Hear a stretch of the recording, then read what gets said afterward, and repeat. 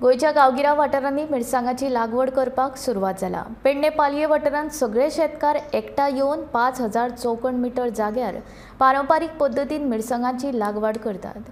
तशेंच मको, वाली, नाब, मुळो सारक्या वेगवेगळ्या तरेच्या भाज्यांची लेगीत लागवड करतात। ही लागवड करतना वेगवेगळ्या तरेची अडचणी निर्माण जाता आनी खूबशे लुकसाण लेगीत जाता।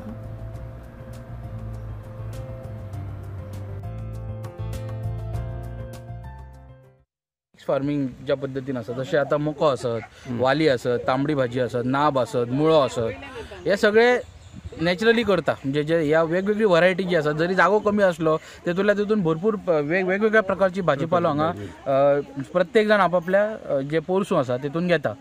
दुसरी गजाल तुमी म्हटली की जी कम्युनिटी फार्मिंग जो आसा, गव्हर्मेंटाची एक स्कीम आसा की 80,000 per hectare commercial cultivation of vegetable, त्याच्या अंतर्गत हो जो हे आसा ताका फेन्सिंग प्रोवायड करपाचें आमचें डिस्कशन तेंच्या वांगडा जाल्लेलें आसा।